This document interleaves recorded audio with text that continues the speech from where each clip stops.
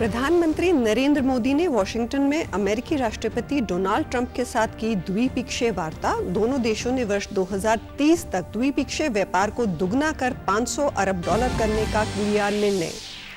लोकसभा अध्यक्ष ओम बिरला ने आज चंडीगढ़ में 15वीं विधानसभा के नवनिर्वाचित सदस्यों के लिए आयोजित 2 दिवसीय प्रबोधन कार्यक्रम का किया उद्घाटन। कहा, सदन को सार्थक चर्चाओं का केंद्र बनाकर जनता की उम्मीदों को साकार करने का माध्यम बने विधायक। मुख्यमंत्री नायब सिंह सैनी ने कहा, देश प्रथम की भावना से देश हित में होगा हर निर्णय। क्षेत्र के नागरिकों की आवाज बुलंद कर समाधान के लिए प्रभावी प्रयास करने को बताया जरूरी।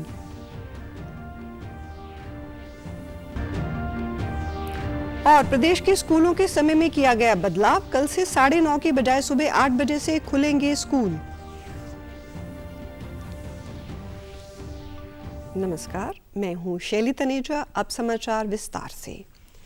भारत और अमेरिका ने 21वीं सदी में रक्षा साझेदारी के लिए 10 वर्षों की नई रूपरेखा पर हस्ताक्षर किए हैं। ये रूपरेखा वर्ष 2025 से 2035 तक लागू होगी और इसका उद्देश्य दोनों देशों के बीच रक्षा संबंधों को मजबूत करना है। प्रधानमंत्री नरेंद्र मोदी और अमेरिका के राष्ट्रपति डोनाल्ड ट्रंप की वॉशिंगटन डीसी में हुई बैठक में यह निर्णय लिया गया। एक संयुक्त वक्तव्य में दोनों नेताओं ने निर्णय किया कि अमेरिका भारत के साथ रक्षा बिक्री और सह उत्पादन का विस्तार करेगा। दोनों नेताओं ने राष्ट्रीय सुरक्षा और रोजगार सृजन को बढ़ावा देने वाले विकास के लिए भारत अमेरिका व्यापार संबंधों को मजबूत करने का भी निर्णय लिया है। प्रधानमंत्री नरेंद्र मोदी ने कहा कि भारत और अमेरिका ने वर्ष 2030 तक द्विपक्षीय व्यापार को दुगना कर $500 अरब करने का निर्णय लिया है।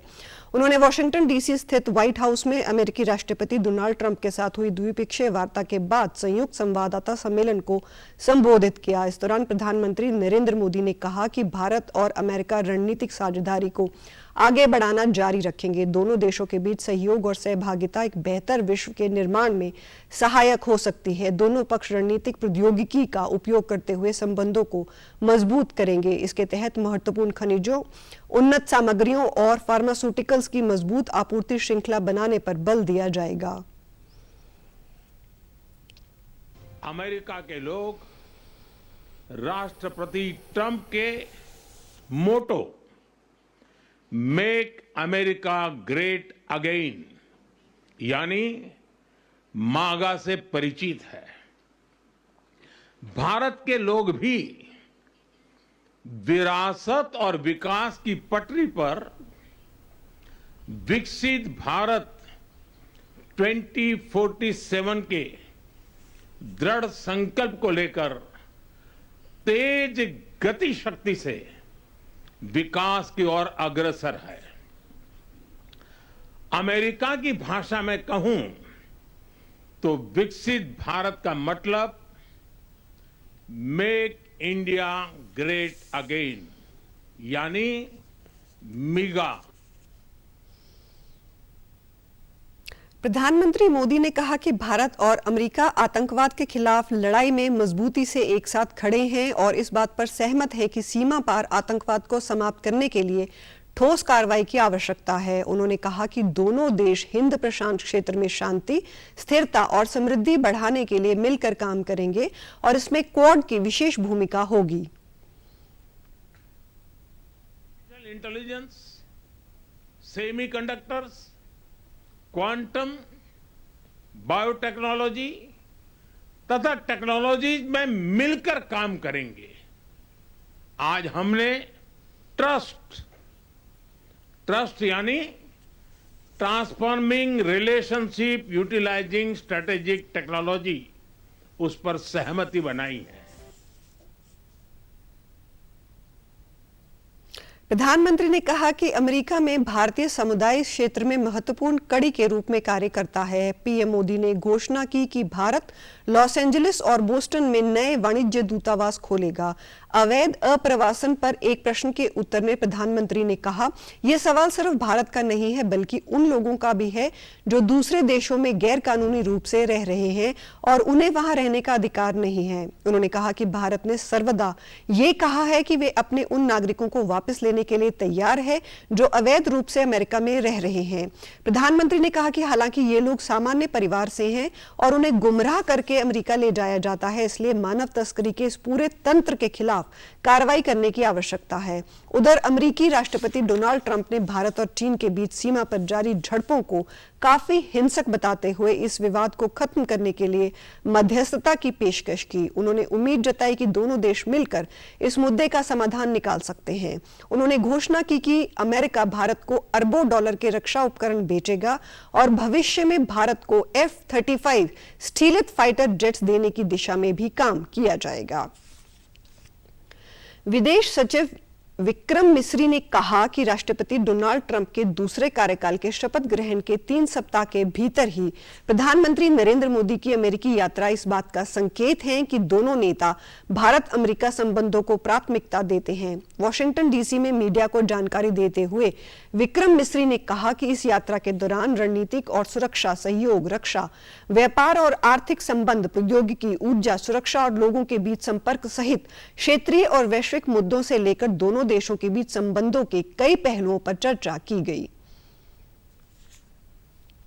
A new partnership has been launched between the US National Science Foundation and the brand new Indian Anusandhan, which is the National Research Foundation, for deepening research linkages in critical and emerging technologies. There's an MOU that was signed between the NSF and the ANRF just a couple of days back to take forward this cooperation. Trade and investment, for instance, the leaders launched Mission 500, aiming to more than double total two-way trade to $500 billion by 2030. The two leaders also announced plans to negotiate the first tranche of a mutually beneficial multi-sector bilateral trade agreement by the fall of 2025.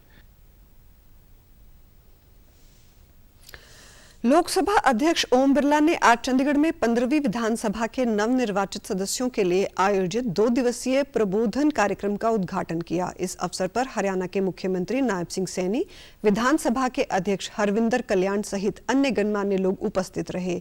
विधानसभा में जारी इस कार्यक्रम के दौरान pride की ओर से सदन के सदस्यों को विधायी कार्यों से जुड़े विभिन्न पहलुओं पर जानकारी दी जाएगी। कार्यक्रम करते हुए लोकसभा अध्यक्ष ओम बिरला ने कहा कि देश आर्थिक समाज विकास में हरियाणा की अहम भूमिका है। लोकतांत्रिक मूल्यों को सशक्त करने में हरियाणा सदैव अग्रणी रहा है। उन्होंने नवनिर्वाचित सदस्यों से कहा कि आप केवल अपनी विधानसभा नहीं, पूरे राज्य का नेतृत्व करते हैं। उन्होंने कहा कि जितना लोगों को आप पर विश्वास है, उतनी ही ज्यादा जिम्मेदारी भी आप सभी की होती है। विधायक के रूप में हमारी जिम्मेदारी है कि सदन को सार्थक चर्चाओं का केंद्र बनाकर लोगों की उम्मीदें साकार करने का माध्यम बने। प्रत्येक विधायक कार्यों में अपनी 100% दें। विधायकों को लेजिस्लेटिव ड्राफ्टिंग की भी गहन जानकारियां होनी चाहिए। का सांसद की अपेक्षा ज्यादा नजदीक संबंध होता है, इसलिए उसकी जिम्मेदारी ज्यादा बनती है और मैंने पहले कहा उसकी आकांक्षा भी ज्यादा बनती है, इसलिए आपकी जवाबदेही भी ज्यादा बनती है। हमारी कोशिश होनी चाहिए कि हम अपने निर्वाचन क्षेत्र के लोगों की चिंताओं, अपेक्षाएं, आकांक्षाओं का समाधान इन विधानमंडलों से निकले, उनके विषय, उनकी कठिनाइयों, चुनौतियों को समय समय पर विधानमंडलों में रखें, सकारात्मक रखें और उनकी चिंताएं, अपेक्षाओं का समाधान भी ढूंढें। हमारी कोशिश लोकतंत्र में पक्ष प्रतिपक्ष, असहमति सहमति, ये हमारी लोकतंत्र की ताकत रही है। विधानसभा अध्यक्ष हरविंदर कल्याण ने विधायकों को प्रभावी चर्चा और जनता की चिंताओं को उठाने के लिए विधानसभा के मंच का उचित उपयोग करने को कहा। व्यक्ति की मेहनत, लगन और ईमानदारी से बेहतर परिणाम आते हैं। विषय की गहन जानकारी के साथ बेहतर तरीके से कार्य पर उम्मीदों को पूरा किया जा सकता है।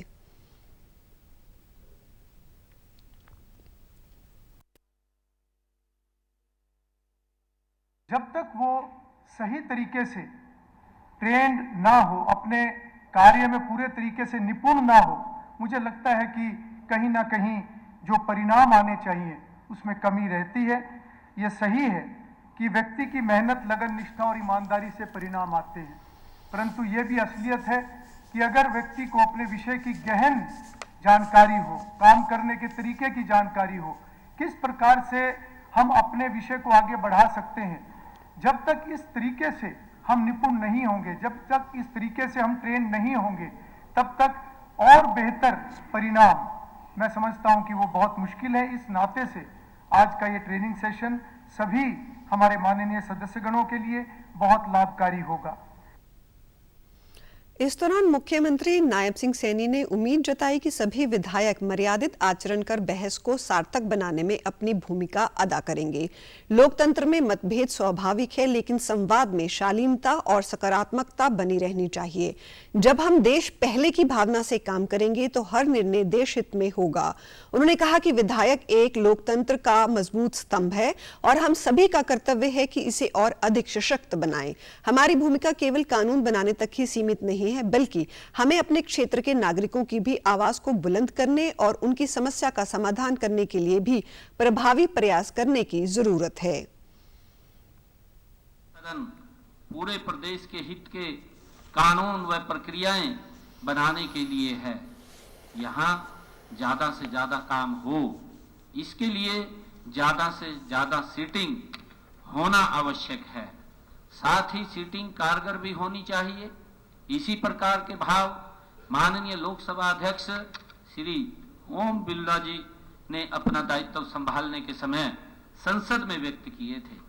माननीय अध्यक्ष जी, आपने कहा था कि देश को आगे बढ़ाने, अच्छे कानून बनाने और जन कल्याण के मकसद से सदन ज्यादा से ज्यादा चलना चाहिए। हम सब आपके इस कथन को सही अर्थों में लागू करने के लिए प्रतिबद्ध हैं। लोकसभा अध्यक्ष ओम बिरला ने प्रबोधन कार्यक्रम के शुभारंभ के बाद आज हरियाणा विधानसभा में पत्रकार वार्ता को संबोधित करते हुए कहा कि श्रेष्ठ विधायी क्षमता के साथ नेतृत्व करने के लोकतंत्र मजबूत होता है। उन्होंने संवाद और असहमति को लोकतंत्र की ताकत बताया। उन्होंने बताया कि लोकतंत्र में नियोजित गतिरोध की नई परंपरा उचित नहीं है। 75 वर्षों में सामाजिक आर्थिक विकास के मापदंड स्थापित किए गए हैं।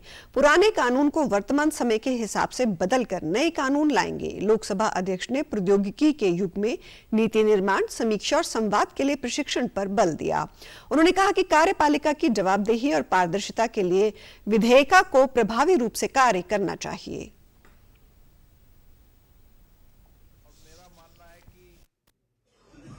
विधायी क्षमता जितना श्रेष्ठ नेतृत्व करेगी, उतना ही लोकतंत्र सशक्त मजबूत होगा।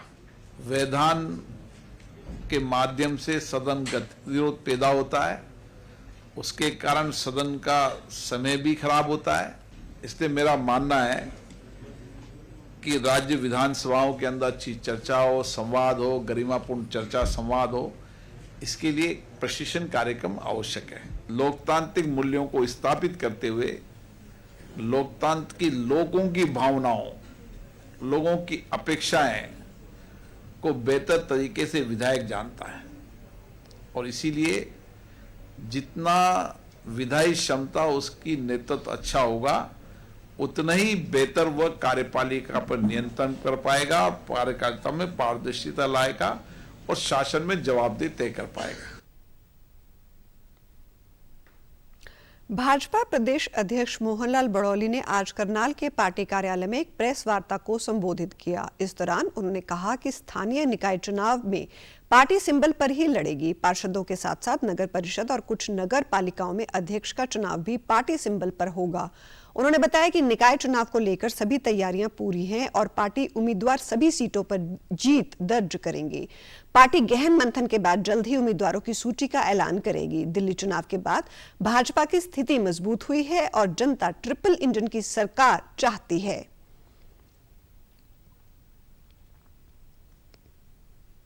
और जिस प्रकार का रिजल्ट दिल्ली में भारतीय जनता पार्टी के पक्ष में आया है, एक अच्छा वातावरण, अच्छा माहौल भारतीय जनता पार्टी के मन में पक्ष में आज हरियाणा प्रदेश में बना है। और आज हरियाणा प्रदेश में डबल इंजन की सरकार भारतीय जनता पार्टी की है, प्रदेश में भी सरकार है, केंद्र में भी सरकार है, और लोगों का मन है कि यहाँ ट्रिपल इंजन की सरकार बने।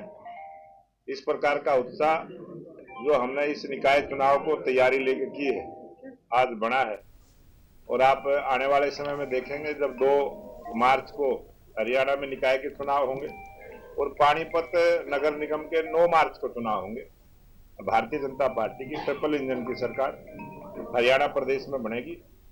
और बहुत जल्दी जो उम्मीदवार हमारे तय होंगे उनकी भी घोषणा आज कल में ही पार्टी अपना राष्ट्रीय नेतृत्व अपने राष्ट्रीय अध्यक्ष जगत प्रकाश नड्डा जी के द्वारा जैसे ही आदेश आएंगे तुरंत आपको उसकी सूचना भी देंगे।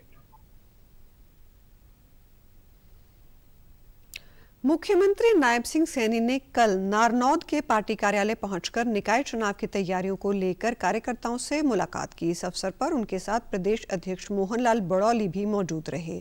इस दौरान कार्यकर्ताओं को संबोधित करते हुए मुख्यमंत्री ने कहा, दिल्ली में जीतने के बाद पार्टी निकाय चुनाव के लिए भी तैयार है।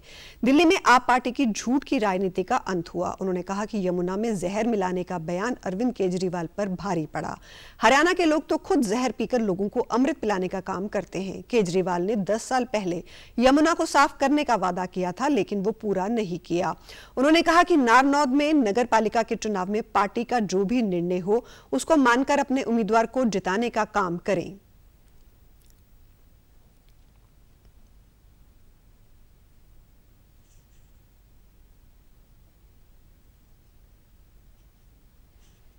स्थानीय निकाय के चुनाव चल रहे हैं।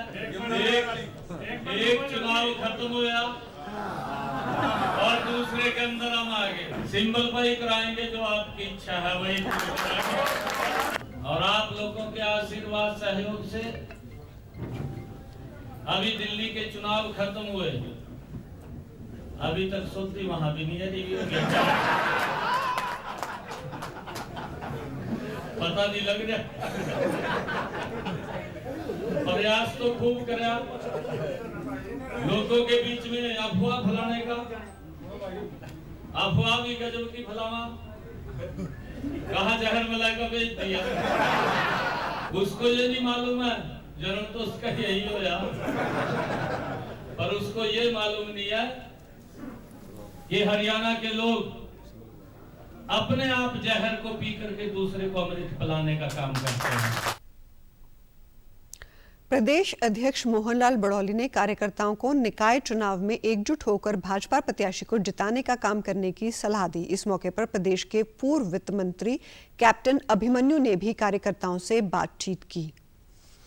नूंह में पंचायत समिति उपाध्यक्ष चुनाव के लिए वार्ड नंबर 26 से समिति के सदस्य हाजी जहरुद्दीन को निर्विरोध चुना गया है। आज उपाध्यक्ष के लिए चुनाव में सिर्फ एक ही नामांकन दाखिल हुआ। इस दौरान 30 में से 26 पंचायत समिति सदस्य बीडीपीओ कार्यालय नूंह में उपस्थित रहे, जहां पीठासीन अधिकारी मनीष मलिक ने हाजी जहरुद्दीन को निर्विरोध निर्वाचित होने की घोषणा की। वे भारतीय जनता पार्टी के नेता जाहिद हुसैन बाई के समर्थक बताए जा रहे हैं। चुनाव के बाद समर्थकों ने उनका फूल मालाएं पहनाकर स्वागत किया। सारे साथियों ने मेरे को प्यार दिया है और इसमें मेरे को वाइस चेयरमैन बनाने का जो इन्होंने बीड़ा उठाया, मैं इनका बहुत शुक्रगुजार हूँ। और इंशाल्लाह हमने हमेशा विकास कराया, विकास की बदौलत सबके प्यार बदौलत इन्हें सबको मेरे को चुना। इनका बहुत बहुत धन्यवाद करता हूँ, उन्हें सारे प्रशासन का। और हमारे नायब सिंह सैनी साहब सीएम साहब हैं, वो एक बहुत भले आदमी है। और हमारे जो साहब हैं भाई, हमारे खासतौर वाइस चेयरमैन साहब जाहिद हुसैन जी, इन सब का भाइयों का बहुत बड़ा सहयोग है। इंशाल्लाह जो मेरे पे इन्होंने विश्वास जताया, मैं इनको सबको खरा उतरूंगा, सब भाइयों को बराबर लेकर चलूंगा। जो भी विकास होगा मैं अपने सीएम साहब से भी, जो भी हमारे जहाँ तक पहुंच होगी, विकास के लिए भागदौड़ करेंगे। प्रधानमंत्री नरेंद्र मोदी ने वर्ष 2019 में पुलवामा हमले में अपनी जान गंवाने वाले शहीद सैनिकों को श्रद्धांजलि अर्पित की है। सोशल मीडिया पोस्ट में पीएम मोदी ने कहा कि आने वाली पीढ़ियां उनके बलिदान और राष्ट्र के प्रति उनके अटूट समर्पण को कभी नहीं भूलेंगी। 6 वर्ष पहले आज ही के दिन जम्मू कश्मीर के पुलवामा जिले में आतंकी हमला हुआ था, जिसमें सीआरपीएफ के 40 जवान शहीद हो गए थे। वहीं मुख्यमंत्री नायब सिंह सैनी ने पुलवामा में शहीद हुए वीर जवानों को श्रद्धांजलि दी। सोशल मीडिया एक्स पर पोस्ट कर उन्होंने कहा कि पुलवामा के कायरतापूर्ण आतंकी हमले में शहीद हुए सभी अमर वीर जवानों को भावपूर्ण श्रद्धांजलि एवं नमन। मां भारती के शहीद वीर सपूतों का बलिदान हमें आतंकवाद के विरुद्ध एकजुट होकर लड़ने की प्रेरणा देता है। प्रदेश के स्कूलों के समय में बदलाव किया गया है। एकल पारी में अब 9:30 की बजाय सुबह 8 बजे से स्कूल लगेंगे और 2:30 बजे छुट्टी होगी। दोहरी पाली के स्कूलों में पहली पारी सुबह 7 बजे से 12:30 तक चलेगी और दूसरी पारी का समय 12:45 से शाम 6:15 तक रहेगा। ये बदलाव कल से लागू होने जा रहा है। शिक्षा विभाग ने इस संबंध में आदेश जारी किया है। इस बार समय से पहले ही स्कूल समय में बदलाव किया गया है। पहले 1 मार्च के समय में परिवर्तन होता था। नए समय सारणी 14 नवंबर तक लागू रहेगी। प्रदेश में ग्रुप सी और डी की भर्ती के लिए होने वाली सामान्य पात्रता परीक्षा 2025 की रजिस्ट्रेशन प्रक्रिया जल्द शुरू होगी। इसे लेकर हरियाणा कर्मचारी चयन आयोग के अध्यक्ष हिम्मत सिंह ने फॉर्म भरने के जरूरी 14 दस्तावेजों की सूची भी जारी की है। उन्होंने कहा कि सभी इच्छुक अभ्यर्थी अपने दस्तावेज तैयार रखें ताकि रजिस्ट्रेशन करते समय उन्हें कोई परेशानी ना आए। जल्द सीईटी में वन टाइम रजिस्ट्रेशन की व्यवस्था शुरू होगी। नई दिल्ली से आए पक्षी संरक्षण के लिए एक दल ने चरखी दादरी के गांव बिहरी कला पहुंचकर जल भराव वाले क्षेत्र का दौरा किया। इस दौरान जलीय पक्षियों की स्थिति का जायजा लिया गया। टीम ने करीब 75 एकड़ जमीन में करीब 5.5 घंटे तक घूमकर निरीक्षण किया और वहां पहुंचे भारतीय व प्रवासी पक्षियों की तलाश कर उनका डेटा तैयार किया गया। इस दौरान 44 प्रजाति के पक्षी पाए गए, जिनमें 19 विदेशी सहित 3 विलुप्त होने की कगार पर पहुंची प्रजातियां शामिल हैं। इस टीम की रिपोर्ट के आधार पर प्रदेश सरकार द्वारा चरखी दादरी में बर्ड सेंचुरी बनाने की पहल होगी। पक्षी विशेषज्ञ टी.के. राव ने बताया कि इस क्षेत्र में पाए गए पक्षियों में से 25 भारतीय प्रजाति के हैं, जबकि 19 विदेशी पक्षी जो प्रवास पर यहां आए हैं। इनमें एशियन व साइबेरियन प्रजातियां शामिल हैं। कुछ पक्षी ऐसे हैं जो हिमालय की ऊंचाई को पार कर पहुंचे हैं। इंडिया में ज़्यादातर हमारा प्रयास है जहाँ पे वेटलैंड है, जलाभूमि, उसमें जो प्रजाति होता है पक्षी प्लस बाकी का भी है। तो यहाँ के आज जलाभूमि की जगह बात हो रही है, तो यहाँ की जलाभूमि की क्या स्थिति है। अभी सुप्रीम कोर्ट का भी ऑर्डर है जहाँ जहाँ पे जलाभूमि है उसको बचाया जाए कि अगले से हमारा समस्या जो आएगी सबसे जानवर का तो होंगे आपका जैव विविधता तो होंगे खत्म है, लेकिन हमें पीने का नहीं पानी मिलेगा। जहाँ जो वेटलैंड सूख जाएगा, नीचे का पानी खत्म हो जाएंगे तो लोगों का भी बहुत परेशान आएंगे। तो उस जगह को वेटलैंड को बचानी है और वेटलैंड में जितनी जल पक्षी है उसको भी बचानी है, जिसमें भी हमें कानून बना है, वाइल्ड लाइफ प्रोटेक्शन एक्ट पूरा कानून है इंडिया में, जो 600 से ज़्यादा जगह जिसके अंडर में चल रहा है बचाने के लिए। दूसरी बात है कि हमारे वेटलैंड की बचाने के लिए कानून है, जो उसको नहीं बचाएंगे तो हमारे समस्या आएगी। तो इसमें विदेशी बहुत पक्षी आता है और जिसको अभी देखने के लिए जिसके पर्यटन अलग से आम जो खतरनाक पर्यटन मतलब कि वो मस्ती मारने वाले पर्यटन का हम किसी नहीं कहते, हम इको टूरिज्म इकोलॉजी इस जगह को बचानी है तभी रहेंगे। तो इको टूरिज्म को भी हमें बचाना है, उस लोग भी आए बहुत सारे देखे, पब्लिसिटी है, उनका भी कुछ खुशी मिले। टीम में शामिल जैव विविधता की जिला समन्वयक बबीता शियोरान ने बताया कि रिपोर्ट तैयार कर सरकार को भेजी जाएगी ताकि इस क्षेत्र को आरक्षित घोषित कर पक्षियों को संरक्षित किया जा सके। बर्ड सेंचुरी के लिए ये स्थान काफी उपयुक्त है। और ग्राम पंचायत के कुछ हमारे कोऑपरेटिव मेंबर भी आए हुए हैं, उनके साथ फाइंड आउट किया। यहाँ 44 प्रजातियाँ मिली हैं जो कि रेयर स्पीशीज हैं और हमारे लिए बड़ी अच्छी अनुभूति है। ये एक आरक्षण क्षेत्र भी बन सकता है, इसीलिए हम ये रिपोर्ट है फॉरेस्ट डिपार्टमेंट के सहयोग से हरियाणा स्टेट बायोडायवर्सिटी बोर्ड को भेजेंगे ताकि इसको बचाने के लिए और इनको सुरक्षित करने के लिए अगला कदम उठाया जा सके। अभी 44 प्रजातियां यहाँ फाइंड आउट की हैं, जिनमें से 19 प्रजातियां हैं वो विदेशी हैं और जो 25 हैं वो यहाँ की हैं, अपनी इंडिया की।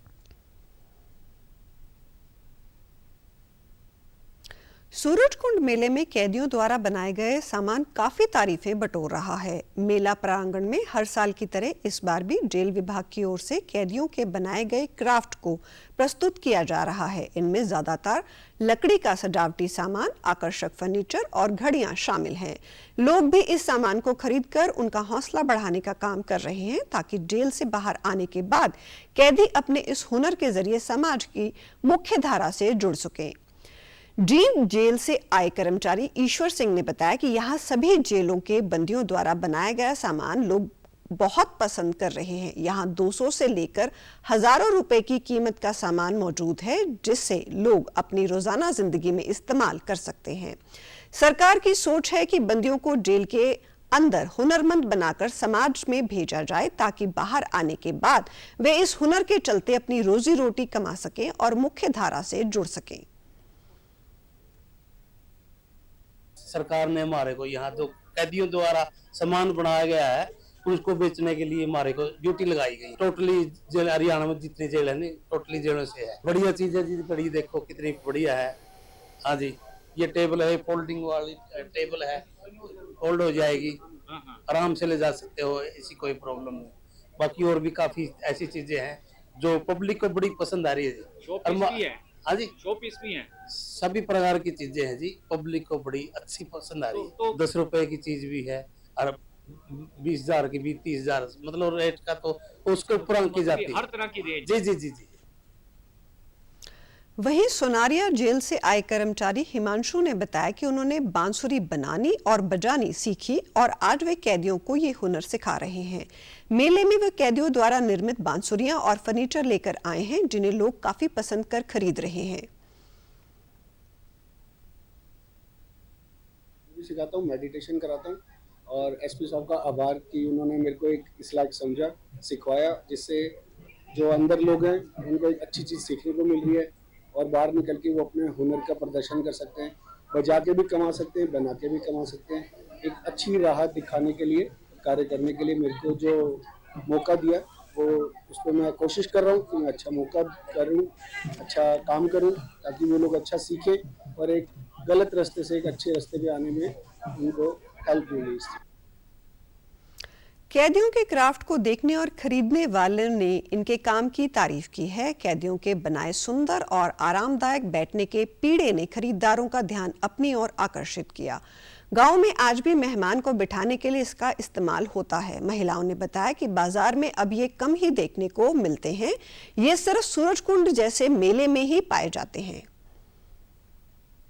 प्यारा वर्क है और मतलब डिटेलिंग भी बहुत इंट्रिकेट है, बहुत प्यारे डिजाइन है और मतलब मटेरियल भी बहुत अच्छा है और डिजाइनिंग भी, फिनिशिंग भी बहुत अच्छी है, तभी हम तो खरीद भी रहे हैं। बहुत बेहतरीन कारीगरी है और बहुत अच्छा लग रहा है, बहुत अच्छे आइटम्स बनाए हैं उन्होंने, बहुत वेरी गुड, बहुत अच्छा है। अगर वो ऑनेस्टी में रहे और अच्छा काम करे समाज में आकर, दोबारा वो अपना जीवन साधारण व्यक्ति की तरह व्यतीत कर सकते हैं, समाज से जुड़ सकते हैं, तो बहुत वेरी गुड। पलवल में होडल सचिवालय के सभागार में आज समाधान शिविर का आयोजन किया गया। इस शिविर का शुभारंभ जिला उपायुक्त डॉक्टर हरीश कुमार विशिष्ट ने किया। इस दौरान लोगों की शिकायतें सुनी गई और मौके पर ही उनका समाधान भी मिला। जिला उपायुक्त ने बताया कि समाधान शिविर में 17 शिकायतें सामने आई, जिसमें से 15 शिकायतों का मौके पर ही निवारण कर दिया गया। वहीं 2 शिकायतों के लिए अधिकारियों को आवश्यक दिशा निर्देश दिए गए हैं। समाधान शिविर जन सुनवाई का सशक्त प्लेटफॉर्म है। उन्होंने आमजन से आह्वान किया कि यदि उनकी किसी प्रकार की कोई समस्या है तो वो बिना किसी संकोच के जिला प्रशासन के समक्ष अपनी समस्याएं रखें। जिला प्रशासन की ओर से समस्या का उचित समाधान किया जाएगा।